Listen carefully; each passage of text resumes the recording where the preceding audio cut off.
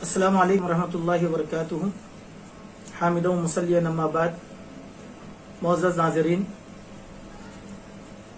आज हम आपको एक ऐसी दुआ बताने जा रहे हैं जिस दुआ के बहुत से फ़ज़ाइल हैं, जो दुआ 10 गुलामों को आज़ाद करने के बराबर अजर दिलाने वाली है। हज़रत अबू हुरैरा रज़ियल्लाहु अन्हु रिवायत करते हैं कि रसूलुल्लाह सल्लल्लाहु अलैहि वसल्लम ने फरमाया, जिस शख्स ने एक दिन में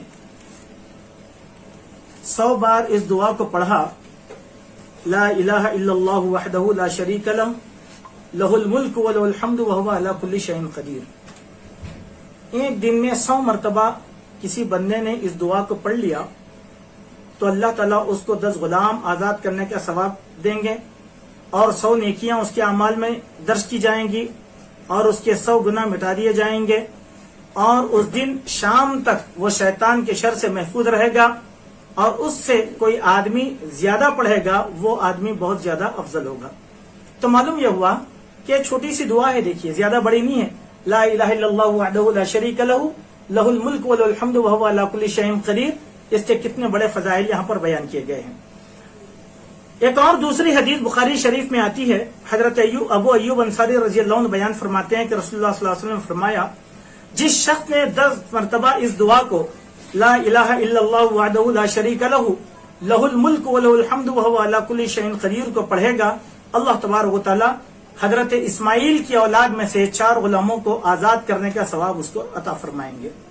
इस दिन में नसाई और मुस्नद अहमद इब्न हम्बल की एक तीसरी हदीस है। हजरत बरा बिन आजिब रज़ियल्लाहु अन्हु बयान फरमाते हैं कि रसूलुल्लाह सल्लल्लाहु अलैहि वसल्लम फरमाया, जिस शख्स ने 10 मरतबा इस दुआ को पढ़ा, ला इलाहा इल्लल्लाहु वहदहु ला शरीका लहु लहुल मुल्क व लहुल हम्दु व हुवा अला कुल्ली शैइन कदीर, अल्लाह ताला उसको एक गुलाम आजाद करने का सवाब अता करते हैं। ये तीनों अहादीस हमने आपके सामने पेश किया, जिसमें जो है गुलामों को आजाद करने की कैफियत बताई गई है कि कितना बड़ा गुलामों, ये जमाना तो गुलामी का नहीं है, लेकिन जाहिलियत का जमाना गुलामी का था। वहां पर गुलामी में अगर कोई इंसान जाता तो उसको वहां से आजाद करवाना नामुमकिन था। इसीलिए आज भी ये दौर समाजी तौर पर हमारे पास पाया जाता है। पसमानदा तबकात के अंदर के आला जात वालों ने पसमानदागान को अपना गुलाम बना लिया है। तो हम अगर इस तरीके से दुआ पढ़ेंगे तो अल्लाह तबारक व तआला एक गुलाम को आजाद करने का हमको सवाब देगा। ये तो एक अजर का एक तरीका बताया गया था, एक पहलू। दूसरा पहलू भी इसके अजर का है। वो ये है कि फर्ज नमाज के बाद जिन अस्कार का अल्लाह तबारक व तआला ने तस्करा किया, उन अस्कार में भी ये दुआ दाखिल है। जैसे बुखारी और मुस्लिम की यह हदीस है। हजरत मुगीरा बिन शोबा के मुंशी बयान फरमाते हैं कि हजरत मुगीरा बिन शोबा ने मुझसे एक खत में अमीर माविया को यह बात लिखवाया कि रसूलुल्लाह सल्लल्लाहु अलैहि वसल्लम जब नमाज से फारिग होते और सलाम फेरते तो इस दुआ को पढ़ते थे, ला इलाहा इल्लल्लाहु वहदहु ला शरीका लहु लहुल मुल्क व लहुल हम्दु व हुवा अला कुल्ली शैइन कदीर। तो इस दुआ को अल्लाह के प्यारे नबी सल्लल्लाहु अलैहि वसल्लम नमाज के बाद पाबंदी के साथ पढ़ा करते थे। ये एक दूसरा पहलू था।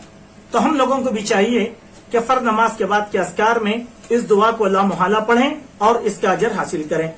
और इसका एक तीसरा पहलू बयान किया गया कि सुबह के अस्कार के अंदर भी अस्कारुल लैली वन नहार, सुबह और शाम के जो अस्कार बताए गए हैं, तकरीबन 18 किस्म की दुआएं बताई गई हैं कि हमको सुबह में भी पढ़ना है और शाम में सोते वक्त भी पढ़ना है।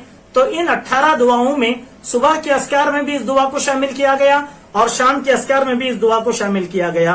जैसे मुस्नद अहमद इब्न हम्बल की हदीस, हजरत अबू हुरैरा रज़ियल्लाहु अन्हु इस हदीस के रावी हैं, वो बयान फरमाते हैं कि रसूलुल्लाह सल्लल्लाहु अलैहि वसल्लम फरमाया, जिस शख्स ने सुबह 10 बार इस दुआ को पढ़ा, ला इलाहा इल्लल्लाहु वहदहु ला शरीका लहु लहुल मुल्क व लहुल हम्दु व हुवा अला कुल्ली शैइन कदीर, तो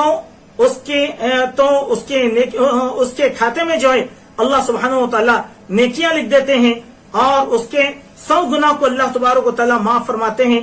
और उस दिन अगर सुबह में पढ़ लेगा तो शाम तक शैतान की शरारत से महफूज रहेगा, रात को अगर पढ़ लेगा तो सुबह तक शैतान की शरारत से बंदा महफूज रहेगा। मेरे दोस्तों, मगर अफसोस है हम लोगों पर कि जैसे ही इमाम सलाम फेर देता है तो तुरंत हम मस्जिद को खाली कर देते हैं। अक्सर मुसलमानों को नमाज के बाद के अस्कार क्या हैं ये मालूम नहीं है। अस्कार बाद सलात اس کا باضابطہ طور پر جو ہے آپ مطالعہ کریں، اس کو اپنے گھر کے اندر آویزہ کریں.